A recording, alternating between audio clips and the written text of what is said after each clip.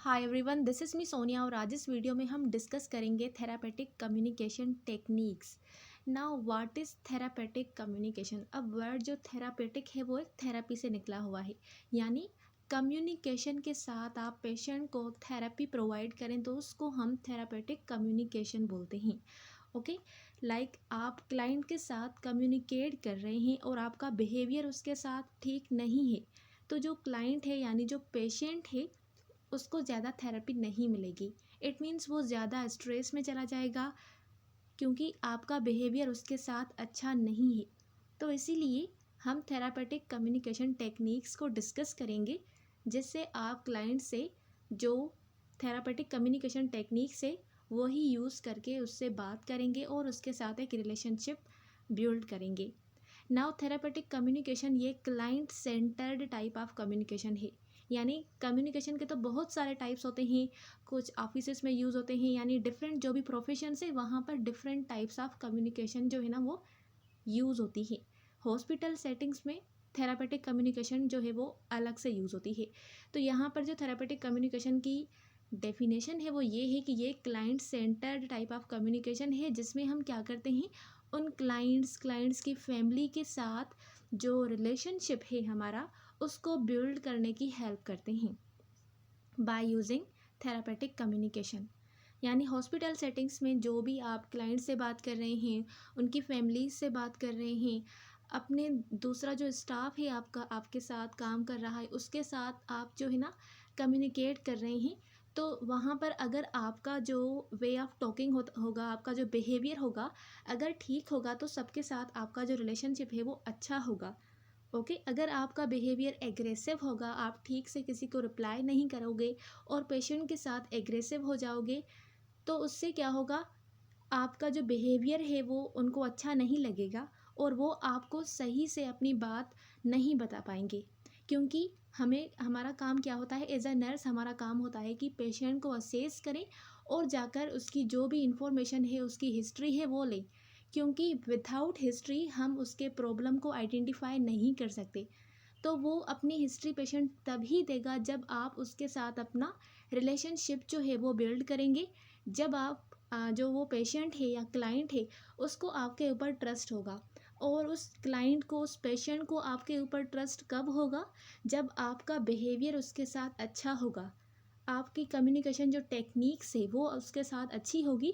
उसके बाद ही उस पेशेंट को आपके साथ कंफर्टेबल फील करेगा, वो आपके ऊपर उसका ट्रस्ट होगा और आपके साथ उसका एक अच्छा रिलेशनशिप बन जाएगा।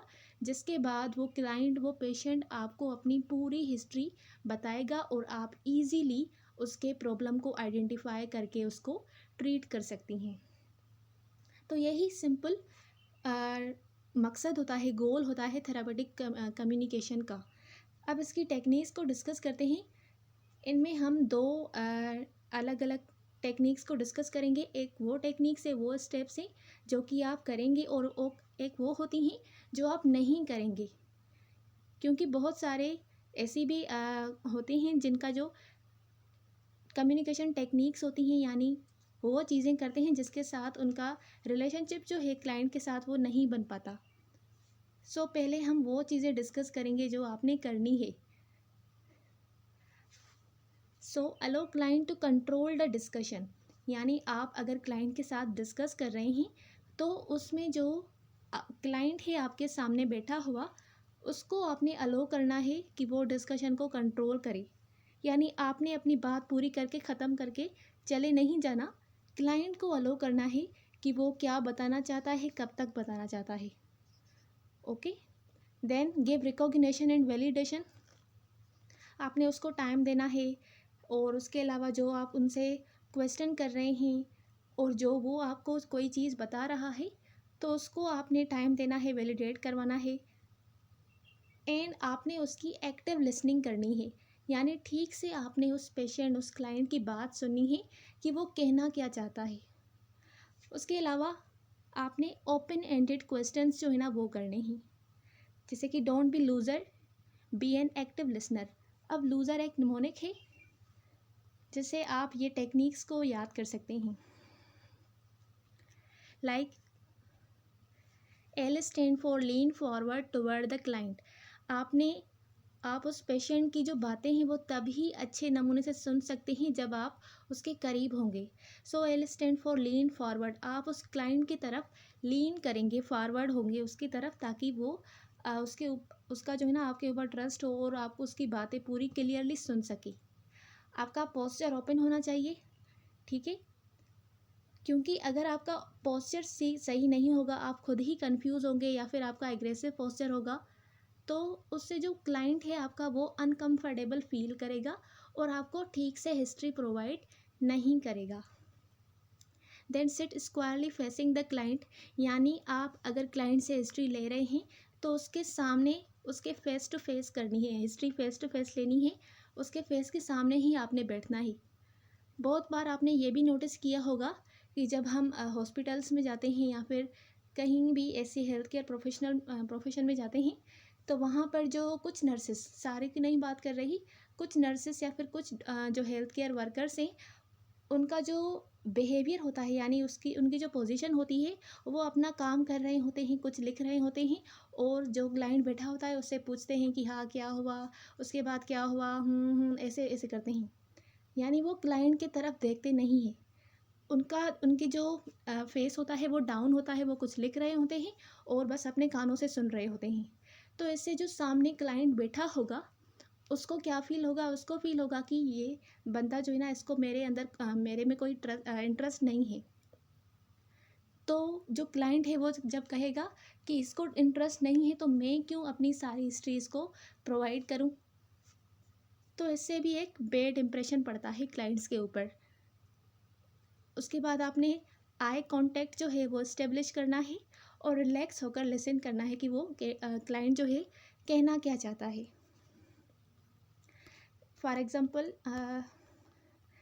अगर आपने उससे कुछ पूछना भी है तो इस तरह से पूछना है, is there something you would like to talk about, यानी वो आपको कोई बात बता रहा है, उसके बाद आपने उससे ये पूछना है कि कुछ और भी है जो आप बताना चाहते हैं, तो वो क्लाइंट जो है वो थोड़ा कंफर्टेबल फील करेगा और अपने बारे में ज़्यादा इन्फॉर्मेशन जो है वो प्रोवाइड करेगा आपको। Like tell me more about that, यानी कोई चीज़ उसने आपको बताई है और आप उसको कहेंगे कि इसके बारे में मुझे थोड़ा और बताएं। सो अगर कुछ उसने चीज़ बताई है और आपने उसको ठीक से नहीं समझा, सो आप उसको रिपीट करेंगे, like so you are saying you have not been sleeping well, ठीक है, आप उसको कहेंगे कि आपने ये कहा कि आपको नींद नहीं आई ठीक से। और tell me more about dash, यानी जो भी आपको वो कंडीशन अपनी बता रहा है उसके बारे में आप उससे ये कहेंगे कि मुझे इसके बारे में कुछ और बताएं। इस तरह के क्वेश्चन जो है ना आपने उस पेशेंट से, उस क्लाइंट के साथ करने हैं। उसके बाद कुछ ऐसी पॉइंट्स हैं जो कि आपने नहीं करनी, जैसे कि आस्क वाई। अब वो आपको कोई चीज़ बता रहा है और आप उससे पूछ रहे हैं क्यों, या फिर वो आपसे कुछ पूछ रहा है तो आप उससे कह रहे हैं क्यों। ये एक बैड वर्ड है, ये वर्ड आपने नहीं यूज़ करना।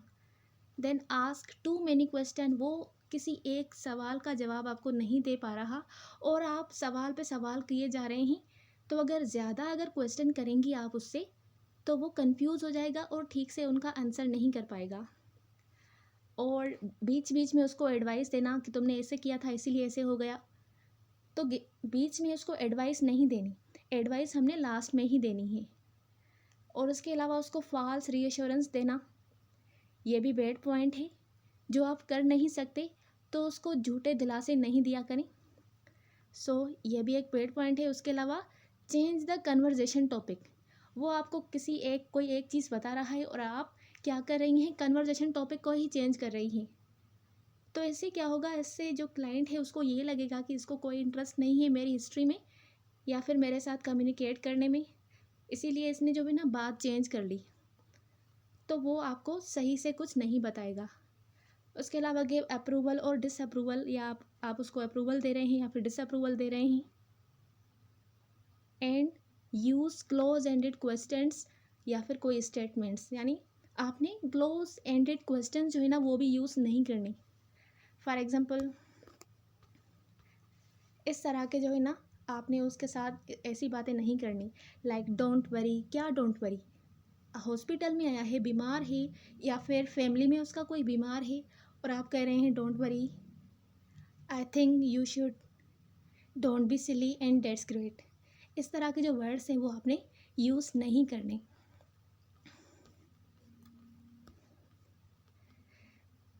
Then therapeutic communication can be both. अब 2 टाइप्स होते हैं कम्युनिकेशन के। तो थेरापेटिक कम्युनिकेशन में 2 टाइप्स आ सकते हैं, वर्बल भी हो सकती है, नॉन वर्बल भी हो सकती है। तो जो वर्बल पार्ट है यानी थेरापेटिक कम्युनिकेशन में जो वर्बल कम्युनिकेशन का हिस्सा होता है वो 35% होता है, और जो 65% होता है इम्प्रेशन वो नॉन वर्बल कम्युनिकेशन का होता है। यानी आपने कोई ऐसी बात कही है जो कि ठीक है, लेकिन आपका बिहेवियर अच्छा नहीं है, आप उसको ज़्यादा तेज़ आवाज़ में, ऊंची आवाज़ में उसको कोई चीज़ जो है ना वो बोल रही हैं, तो इससे उसको मज़ीद स्ट्रेस होगा।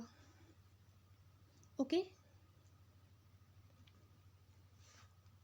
लाइक वर्बल कम्युनिकेशंस वो होती हैं जिनमें जो क्लाइंट और जो आप नर्स हैं दोनों बात कर रहे हैं, वर्ड्स का यूज़ कर रहे हैं, तो उसको हम बोलते हैं वर्बल कम्युनिकेशंस, जिसमें दोनों साइड जो हैं वो बात कर रहे होते हैं। Non verbal communications, so you may say all right thing but deliver it properly. जो भी चीज़ें आप कह रहे हैं या फिर कहना चाहते हैं वो ठीक भी हैं, लेकिन आपका बिहेवियर सही नहीं है तो पेशेंट उसको या फिर क्लाइंट जो है वो सही से रिसीव नहीं कर पाएगा।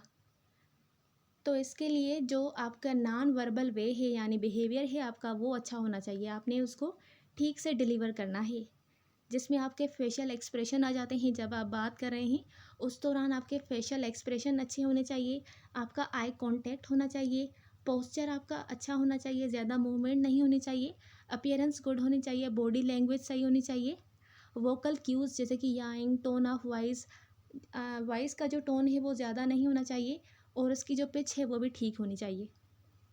तो ये नॉन वर्बल कम्युनिकेशंस थी। सो वर्बल और नॉन वर्बल कम्युनिकेशन दोनों मिलाकर थेरापेटिक कम्युनिकेशन बनाती है। So this was the whole about therapeutic communication techniques. I hope कि आपको आज की वीडियो क्लियर हुई होगी। मिलते हैं अगले वीडियो में, तब तक के लिए अल्लाह हाफिज़।